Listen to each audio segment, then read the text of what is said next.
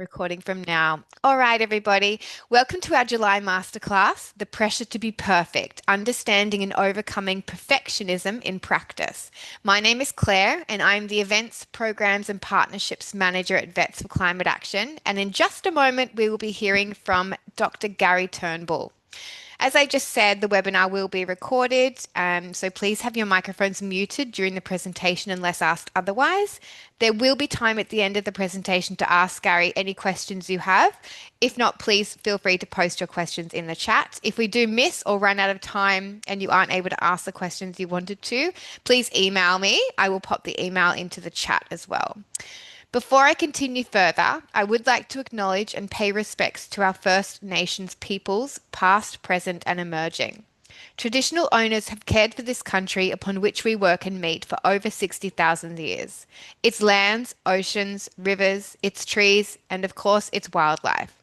We endorse the Uluru Statement and acknowledge that this land has never been ceded.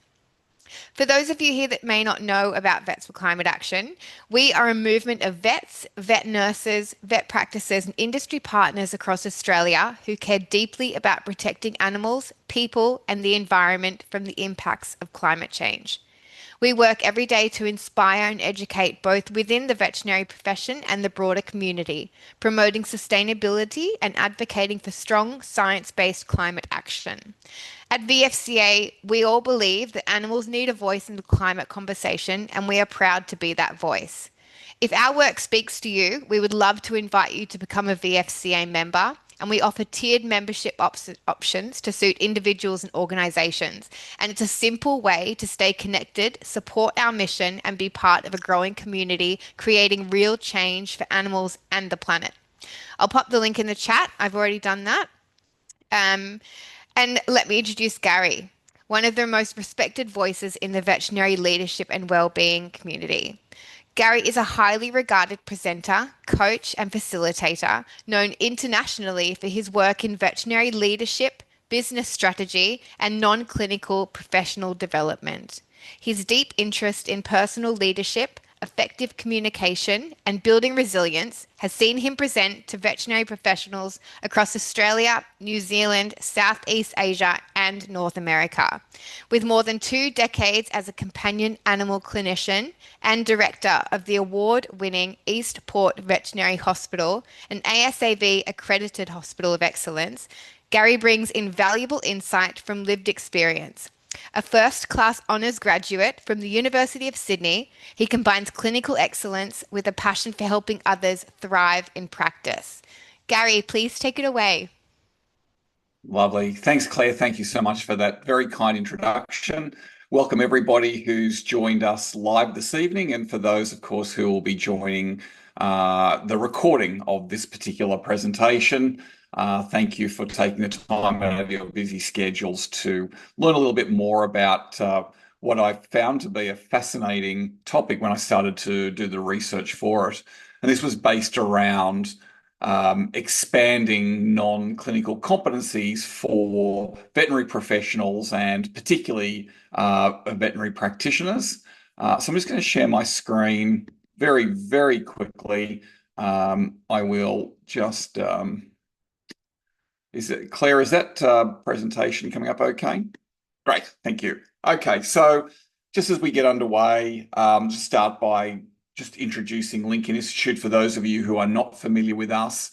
We're a proud partner of Vets for Climate Action. Our organisation was established in Australia in 2012 with the vision of creating a more sustainable and prosperous future for veterinary professionals through personal and organisational leadership and business development. Over the past 12 years, we've delivered over 7,000 hours of education through live and online delivery to more than 7,500 veterinary professionals across 27 countries. And some of our curriculum has been translated into 4 additional languages beyond English. So tonight's presentation, perfectionism. The genesis of this topic is at Lincoln Institute, we have developed non-clinical skills training for veterinary professionals to help bridge the gap between what veterinarians learn at university, which is heavily technically and clinically oriented, and the skills and strategies that are actually required, in addition to clinical competency, to thrive in clinical practice. And one of the areas that really caught our attention was the propensity in our profession for perfectionism. And I would be one who would never have considered myself to be particularly perfectionistic. But as I researched this topic, it started to get me questioning a little bit more about that. So it was an interesting reflection, and I'll share some thoughts on that along the way. According to global surveys, recruitment firms say the most common response to what is your biggest weakness in an interview setting is I tend to be a bit of a perfectionist. An honourable weakness, of course, our finest flaw, often worn like a badge of honour. Now, by definition, perfectionism is an impossible goal. You can't measure it, it's often subjective and destined to be just out of reach. At the end of the day, we're all human, flawed, fallible, and exhaustible. So what's going on? First thing I'd like to say is it's non-binary. So it's inaccurate to say that either I am or I am not a perfectionist. It's a spectrum. Like other personality traits, it applies to all people, the extent to which they are either less or more perfectionistic. And nor is it a single trait. Perfectionism encapsulates multiple dimensions, and we'll talk about that momentarily. Perfectionism is more than just striving and high standards. It's a whole worldview that defines how we perceive ourselves and how we interpret the things that others say and do. It's a problematic relationship with ourselves where we demand too much and are overly self-critical. It's also a problematic relationship with others where we perceive that they demand perfection of us and or we demand perfectionism of other people.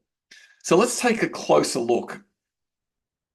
In the late 1980s and early 1990s, two Canadian psychologists, Hewitt and Flett, proposed what is now the most widely accepted view of perfectionism, and that's called the multi-dimensional model of perfectionism. It's based on a core belief that we're simply not perfect enough and that our imperfections should be concealed from those around us, and it has multiple faces. The first one being self-oriented. As the name would suggest, this is perfectionism that is directed from within. The thinking here is, or the mindset, I must be perfect and nothing but perfect. Feeling compelled to play an unwinnable game of shooting for perfection to exonerate themselves from the shame and embarrassment of not actually being perfect. This is exhausting with no room for compassionate self-reflection, and will typically include being prone to self-sabotaging behaviors like overthinking and procrastination. Shame and rumination are prevalent. Self-oriented perfectionists tend to dismiss evidence of success and belittle themselves at the first sign of struggle. And they are often hyper-competitive, paradoxically will recoil from competition for fear of failure and losing the approval of others. The second dimension is termed the other-oriented perfectionism. This is directed outwards. It involves a belief that other people must be perfect. This can include friends, family, and co-workers. Other-oriented perfectionists tend to set impossible standards for others because they're compensating for their own imagined imperfections. They're self-conscious by nature, and this is an unconscious means of diverting attention away from themselves. It's often associated with fragile self-esteem, and as such, other-oriented perfectionists tend to feel threatened and can lash out with aggressive behavior. In fact, the archetypal other-oriented perfectionist would be described by Steve Jobs, previous founder and CEO of Apple. And then the third and final dimension of perfectionism is called socially prescribed. And this is considered the most extreme form of perfectionism. The need to be perfect comes from pressures, in the outside world. It's an all-encompassing belief that at all times, everyone expects us to be perfect. And when we fall short of that impossible benchmark, people are scathing in their judgment. It's the lens through which we interpret the demands of others, of other people, either real and or imagined. And it will include the illusion of constant judgment, which leaves them always trying to line up against everyone else's standards, an inner dialogue that they should act, appear, and perform as everyone expects them to, and that everyone expects them to be perfect, and shoot for perfection to secure the validation and approval of others, including those that they don't even know. So what I'd like to do now, and if you're watching the recording, just take the time to sort of participate in this along the way. But for those who can right now, as we look at these three faces of perfectionism, it's important to recognize they're not independent of each other, and people can possess high levels of any one, two, or three. So just as a quick self-assessment, I would ask you, I'm going to pose a series of statements. First thing we'll look at is self-oriented perfectionism. Now, to each statement, if you could just jot down whether you strongly disagree, disagree, only slightly disagree, unsure, only slightly agree, agree or strongly agree. You can see the various options there. Now, with each of these statements, if you mainly agree or strongly agree, you're probably quite high on the particular perfectionism dimension that we're talking about. And we'll start with self-oriented. If you're wavering between slightly agree through to slightly disagree, you're probably somewhere in the middle. And if you mainly disagree or strongly disagree, you're unlikely to be especially perfectionistic. So just as I do a little bit of a self-assessment, I must be perfect at all things that matter to me. So strongly disagree through to strongly agree. If I screw up or fall short, I'm hard on myself. I hold myself to an exceptionally high standard. If I do not appear or perform perfectly, I feel a lot of guilt and shame. And finally, I strive to be perfect. Again, lots of agrees and strongly agrees. You're probably quite high for this dimension, between slightly agree to slightly disagree, in the middle. And if you disagree and strongly disagree, then you're not particularly perfectionistic. Okay, the second, other-oriented perfectionism. This is directed outwards towards others, having excessively high standards of friends, family, or work colleagues, or direct reports, employees. Same scoring system. I find it difficult to tolerate substandard performances from those around me. If people aren't trying their absolute hardest, I let them know. Everyone should totally excel at things that are important to them.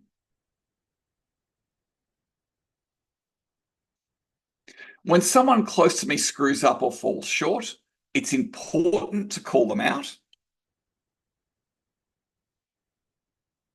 And finally, I dislike being surrounded by people who have got low standards. So that would give you an indication of your propensity for other-oriented perfectionism. And then finally, socially prescribed perfectionism. When I slip up or fall short, people are right there to criticize me. Everyone else is perfect and they are judging me if I'm not perfect too.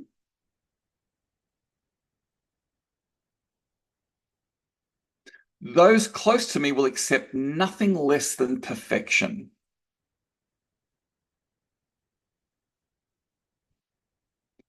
People tend to get upset with me if I don't do things perfectly. And then finally, everybody expects me to be perfect. Same scoring system. So that gives you the opportunity just to do a little self-assessment as to where you would sit on a spectrum for self-oriented, other-oriented, and socially prescribed perfectionism. So what are the practical implications in veterinary practice? Well, what I would ask you to think about and reflect on is whether any of these scenarios are at all familiar. When it comes to time management, do you see clinicians taking forever to complete meticulous and overly verbose clinical records? Slow to start procedures and dragging the chain on case management, paralysed by indecision. Well, at least that's how it appears on the surface, but there's more. There's more to that story, of course. What about people struggling to keep perspective on patient outcomes and client interactions, ruminating and grappling with intrusive thoughts long after the working day is done? Avoid taking on novel procedures, which is self-sabotaging professional development, just unwilling to take a risk with expanding and growing their skill base. And all of these make work-life balance and professional fulfillment an impossible goal and can lead to chronic distress, fatigue, and burnout. And they're just some practical examples of how a high propensity for perfectionism may play out in the clinical setting. So where does it come from, this question of nature versus nurture?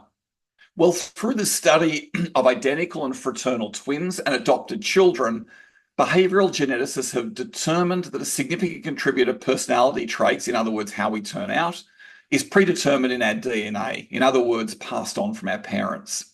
In the case of perfectionism, approximately 30 to 40% of our perfectionism we can put down to our genetics or what's been passed on. That, of course, explains the variation between individuals. However, the average level of perfectionism is increasing at an alarming rate. So there's more to the story than genetics. And it turns out the rest, the nurture component, is much less about the way we are parented, which might be a little counterintuitive, and it's more about cultural conditioning. Hewitt and Flett reported perfectionism is highly prevalent, is linked with mental health problems, and has become a global problem, especially among young people. The Royal College of Psychiatrists has called it a crisis. Thomas Curran, an author and subject matter expert, has published a meta-analysis of data across the US, UK, and Canada, and put simply, his conclusion was perfectionism is rising really, really fast. The occurrence of self and other-oriented perfectionism is rising at a steady but statistically significant rate. By contrast, socially prescribed perfectionism is following an exponential trajectory to epidemic proportions. And we're certainly seeing differences. If we look at our workforce, the more of our workforce moving from baby boomers to Gen X onto millennials and now Gen Z, we're seeing this rapid increase in propensity for perfectionism in our younger work colleagues. So what's going on in terms of cultural conditioning? And I've put the comment there, you're just one more purchase away from perfect. The ever-expanding so-called supply-side economy is underpinned by advertising, and this breeds insecurity. Picture-perfect ads make us self-conscious, and they exaggerate reality to keep us wanting more. They showcase how we're supposed to look and remind us that we aren't quite attractive enough, fit enough, cool enough, at least not yet, without their brand or product. This powerful subconscious force creates a struggle with self-acceptance, leaving us feeling like we're never enough. Security and contentment is kept tantalizingly out of reach. And once you switch this on, you can't unnotice it. So when I was preparing this presentation and doing this research around cultural conditioning and the impact of advertising, I happened to be heading to Sydney for a weekend. I'm based in Port Macquarie in sort of regional New South Wales. I was headed to Sydney and went to the Myer store in the centre of the Sydney CBD. And I captured these images I'm going to share with you in the space of about 5 minutes. So this fragrance promises stunning beauty and a dose of coastal mystique. This one, the fortitude to summit snow-capped peaks with an exquisite timepiece to keep track of progress. This getup comes with a chiseled jawline, can't miss that, and a free pass onto the pitch at Lord's. These shoes are so cool you can wear them without socks and your feet won't even smell. This coat comes with stunning hair. This dress comes with its own yacht. And these frocks provide the joy and spontaneity to frolic on the beach in bare feet. So you can rapidly see this impact of advertising. And again, once you've seen it, you can't miss it. And interestingly, I was in the shopping center clicking these photographs.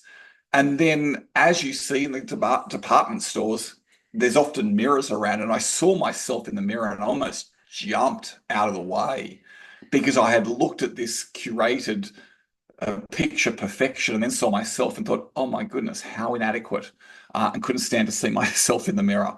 So it's a powerful force. Beyond that, the impact and a big reason for this alarming rise in socially prescribed perfectionism relates to, unsurprisingly, the use of technology and particularly social media.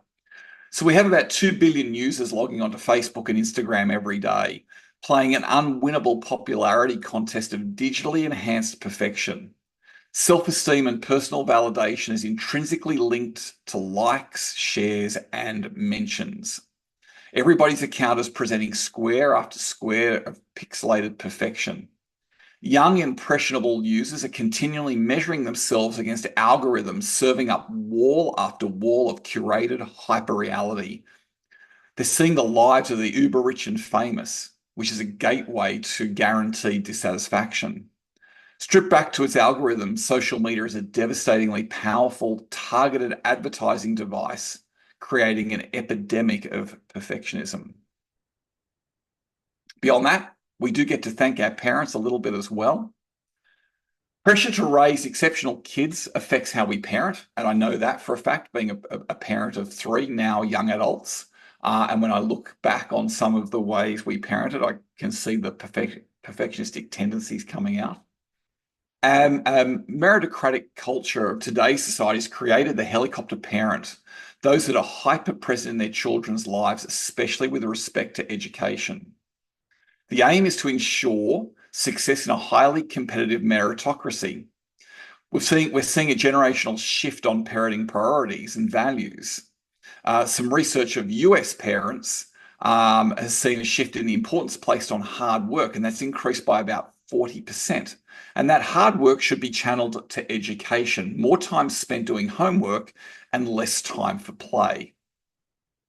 The so-called helicopter parent appears to be overly concerned with the consequences of failure and set general standards and expectations beyond the maturity of the child. And this creates a sense that they must never slip up and can never quite gain their parents' full approval. So that's sort of where perfectionism is coming from. So the question becomes, is there a level of perfectionism that is healthy or helpful? And you can see the quote here, healthy perfectionism is an oxymoron. So probably no one would suggest that other-oriented or socially prescribed perfectionism could be healthy. However, there is an age-old debate around self-oriented perfectionism, and whether striving for perfection can actually help performance. Well, striving for something that can't possibly be attained is the opposite of healthy and creates misery for those who try. And many of those who recognize themselves to be highly perfectionistic will say it's a curse.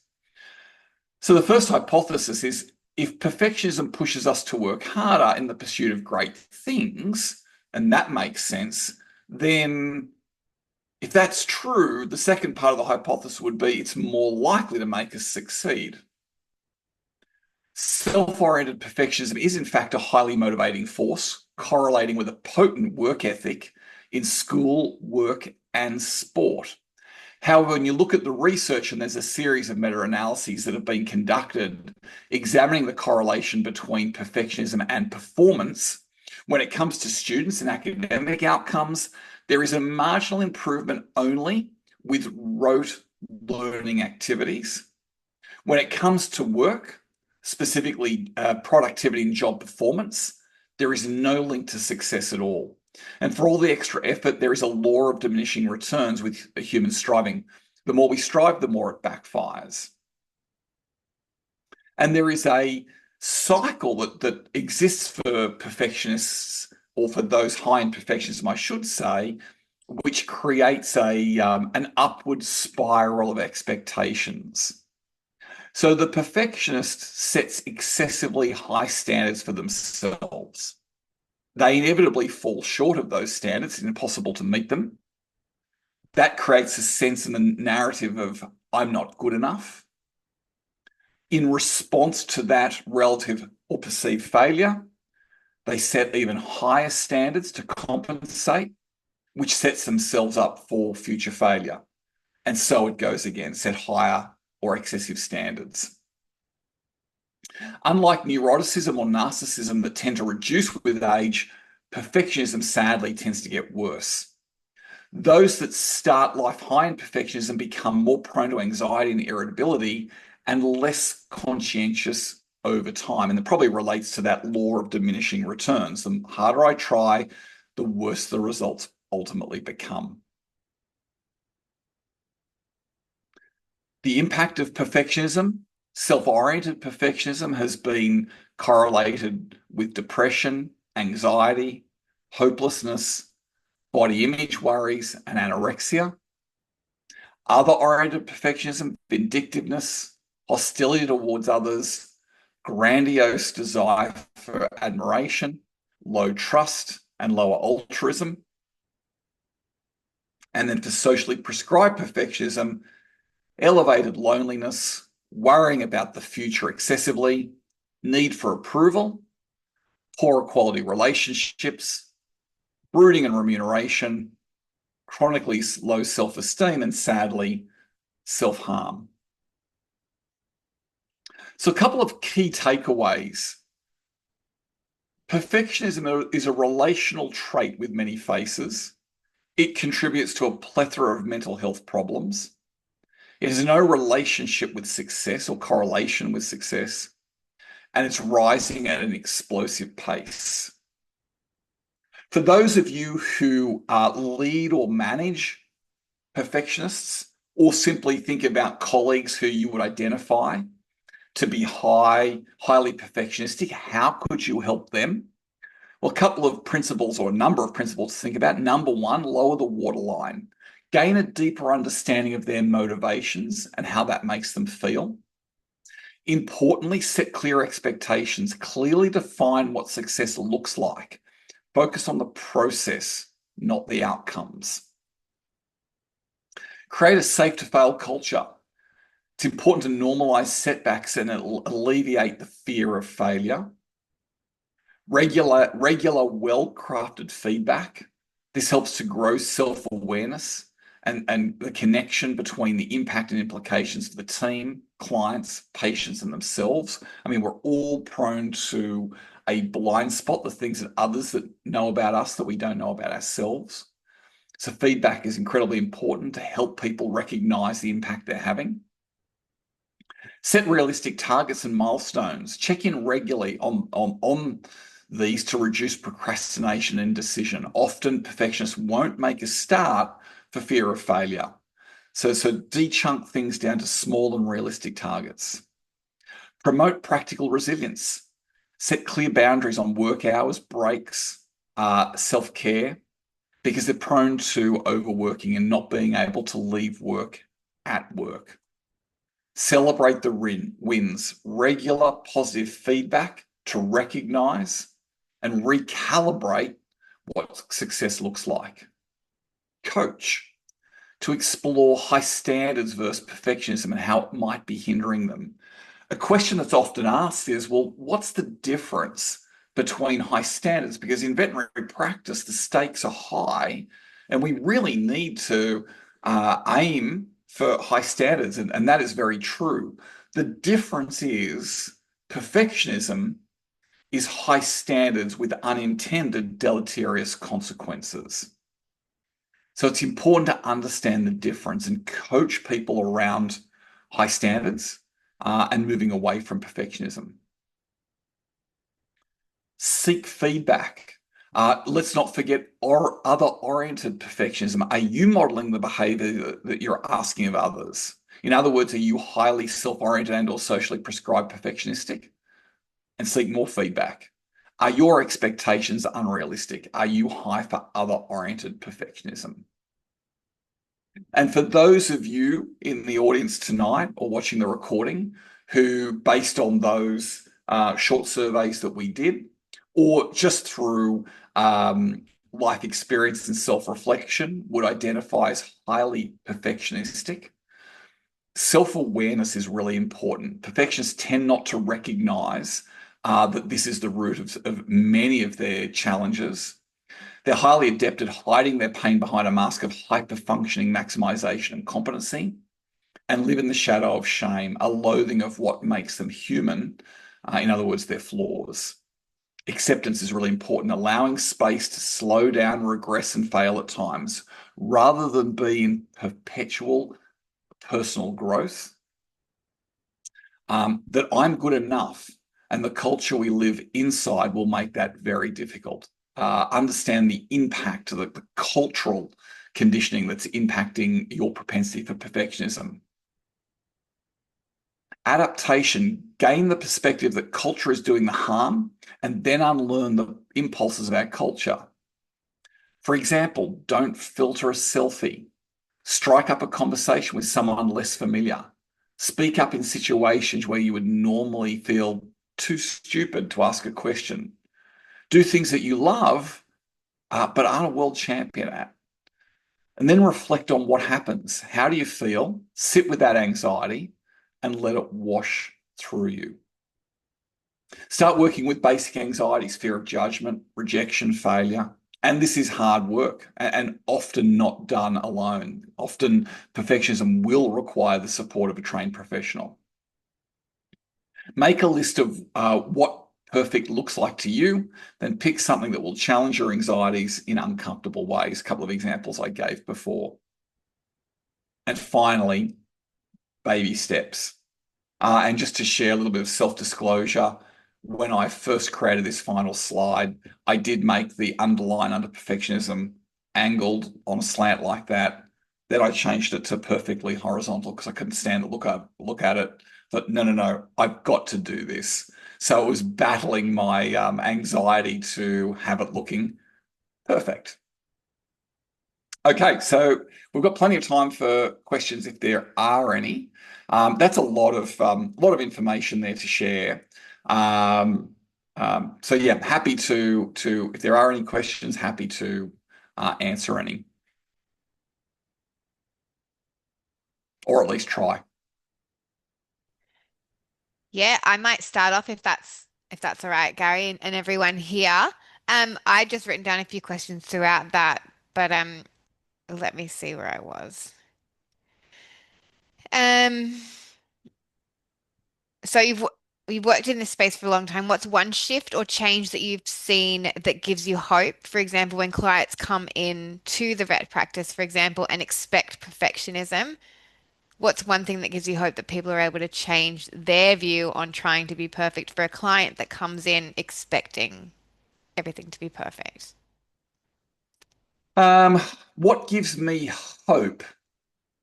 Probably what gives me hope is an increasing recognition that there's a whole host of skills and strategies that we can employ to manage those client interactions and expectations, and seeing an increasing shift towards a focus on those skills and strategies, because uh, it's something that, number one, there's not much time for in our undergraduate training.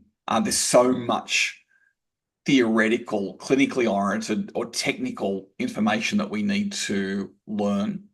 And to be quite honest, for students, and I've spent time with undergraduate students in a number of the veterinary schools in Australia, and I've been there myself. I remember what it's like. I want to make sure that I can spay a cat and I can preg test a cow and I can palpate a mass in an abdomen. That's what feels important as a student, not can I manage a client's expectations. So seeing this general shift in our profession towards a recognition that the soft skills, if we can call them that, and they're not soft at all, they're really hard. They're hard to learn, hard to develop.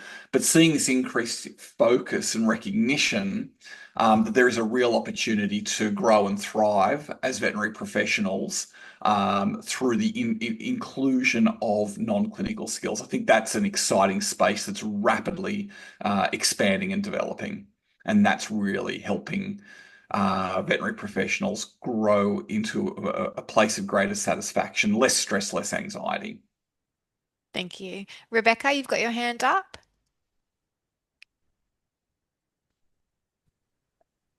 Um, There yep, you go. sorry, I'm having trouble with my audio. Um, Picking up, I was actually going to ask a question which you've kind of just answered. I actually do work at the vet school at Melbourne, Right.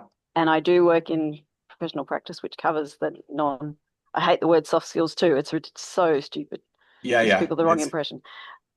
If you could have, I don't know, like half an hour with, 20 vet students to talk about this because it comes up a lot with our mentor in our mentoring sessions. What what would be the best way for us to go about it, and how would we best role model? The thing I do, if I make a mistake, I don't, like in a class or something, I don't try and hide it. I'm like, no, I'm wrong, sort of openly. yeah. Rebecca, are you talking about how to be most impactful with um, students in a presentation type setting? Yes, or in a role modeling setting, or either or, because we don't have time for both, probably. Yeah, yeah. I think probably one of the most helpful things is sharing stories of personal experience, and the reality that we're not perfect. Of the many errors Mistakes, that I've made in my life, yes. yeah, yeah, mistakes will happen. Let me share some of my most grand disasters, and here I still am to tell the story, smile, and share it with you.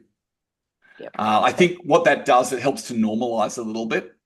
And because I think, again, I remember being a student many, many years ago, and kind of almost idolizing practitioners, like, oh, will I ever get there? So I think just normalizing a little bit and demonstrating real humility, and showing that there is success on the other side of these learnings. And that's what they really are. Ultimately, these things are all lessons. Yeah, they are. Think- Okay, thank Yeah, you. I think that was a great question, Rebecca. And I mean, I'm not a vet and I'm not a vet nurse, but I have gone to uni and I did have questions with my lecturer, and I did think that they knew absolutely everything. And it was so I can't even think of the right word that it was for me to realize that they didn't know everything and that it was a safe space for them to be able to express that they didn't know everything as well, which made me and my classmates open up further and yeah, be able to expand our um, we were able to engage more and ask more questions freely, and it was a learning together. So if that relates at all to your question, I'm not sure. Just so they pop that part in. Um, No, it does, because yeah. yeah, I agree. We try to convince the students that we're actually real people with, other lives and Yeah, all of the flaws like they have. Because I think I agree. Because often I teach some first years, so they're kind of a bit, starry-eyed at the time. absolutely. Yeah. And as Gary said, that there's so much information to take in, that yeah, it is nice to come back to that sometimes. Did anyone else have any questions? Gary? No? Gary, I have another one. Sorry. Sure. Um, Yeah. what Don't advice, apologize. no, what advice would you give to someone working in vet practice who wants to start a conversation about climate action with their team? Just to bring it back a bit more to climate focus for a second. Um, when they know, to try and express that they can't be perfect when they take action on climate, but every step sort of counts. And Claire, would this be through the lens of a practice leader Yes. raising this with the team or a team member themselves? I think probably to that point, probably a team member. Sure. So how would we raise this in the team setting if we were a team member? Mhm. Do you Yes. know, honestly, I think that when it comes to communication interacting, we generally have a propensity to spend a little bit too much time talking and telling and not enough time asking and listening. So I think a great starting point would simply be to ask what are others thinking and importantly feeling as an organization, as a team. How do we feel about what we're currently doing in terms of our sort of responsibility towards climate? And see what the feeling is, because one of the things that we do with the practices that we work with is what we call a leadership skills and cultural audit. We look at the 10 identified cultural attributes of highly successful organizations. And one of those is what we're doing about the environment. And what's fascinating across quite a significant cohort of practices, team members and team leaders are wanting to increase the focus on moving towards carbon neutral and increasing their focus on what they're doing environmentally. So what I suspect is that you probably have a room full of people who are all thinking quite like-mindedly, and therefore the power of questioning can do the heavy lifting for you. Ask what other people think, Mm. and you very likely find that there is a whole room of environmental advocates that are just sitting there waiting to speak up. Yeah. All So right. Thank starting with open questions is a great way to gauge where we're at. Yeah, get that conversation started. Hmm. Please, anyone chime in any time because I have two more questions, so happy to be interrupted at any point. Um, So I've written down here, I think it's important to remember that not everyone, and this came into my mind as you were speaking, that not everyone knows that they're perfectionists because some people may be perfectionists at work, but not in their personal lives. Um, so again, I'm not sure if you just answered that already, but how would you start that conversation with someone that doesn't yet know that they're a perfectionist at work? Yeah, I think what's really important, and this is true for all of us, is feedback. Mm, We all have a blind spot. In fact, there's a lot of fascinating research around self-awareness and what's called the perception gap. The way we come across and the way we think we come across is only about 40% accurate. And in fact, because so much of what we do and how we operate is happening at a subconscious level, it appears that others are actually more accurate about us than we are about ourselves. So very frequently with this mismatch between our intention and our impact, we're not seeing the reality for others of our own behaviors, our own decision making, and so forth. And the only way that we can kind of expand that known area for ourselves is through feedback from others.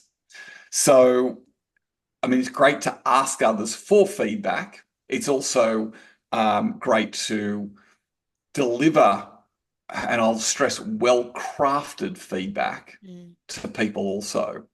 But that requires some skill and some practice, because there are ways to deliver feedback that can land more positively, and there are ways that you can almost guarantee going to put people on the defensive. But I think just bridging the gap between how they think they come across and how they would see that perhaps themselves as operating with very high standards and not being aware of deleterious impact, and recognizing that there is some downside that they just might not be seeing. Yeah, great. Yeah, thank you for that. And my last question is, what's one action or behavior what's one action or behavior change you'd love to see every vet clinic adopt in the next year? Would feedback, open to feedback be one of them? Oh, if there was one change to adopt, it would be to spend more time in training. We spend so much of our time um, at the coalface, which requires a high level of skill communicating with each other and communicating with clients. And really, our formal education just doesn't really prepare us well for that. So to be able to take some time out, not be delivering service to the general public every moment that we're in business hours, to take time to actually train our people, I think would be just a huge step to everybody's benefit. Yeah, as I said, I'm not a vet or a vet nurse or in practice or anything like that, but I do know that time is one of the biggest challenges for people in the industry. And so, yeah, I think to be aware of that time and the importance of training and things like that as well is crucial to your point. Yeah. Well, it's recognizing it. I think, Claire, I think the challenge is prioritizing it because we can sort of we get drawn into this vortex of urgent important, which is delivery of clinical care. I mean, whilst ever the phones are ringing and people are walking through the door, we've got to do consulting and procedures and so forth. So recognizing that there is important things that need to be done, like training, that's not necessarily urgent, and taking the time to schedule it and be disciplined around actually quarantining time to do that. I think that would just be a huge. I mean, a lot of practices rarely have time to have meetings, let alone actually train and develop. So it's no wonder we get run down and tired and stressed. Yeah, absolutely. Thank you for answering them, Gary. I'll open up the floor again to anyone else that may have a question. We do have a little bit of time, so please feel free. No questions are silly, and no one has to have the perfect question. No such thing. No such thing. Exactly. Exactly. Um, But no, if no one else has any questions, I might wrap it up here, and I'm sure that we will have Sandra's just thank you for the video. Thank you, Gary. Um, I'm Yeah. sure that I will receive questions throughout, and people, whoever's watching the recording, if you have any questions, please feel free to reach out, and I'll get Gary to touch base as well.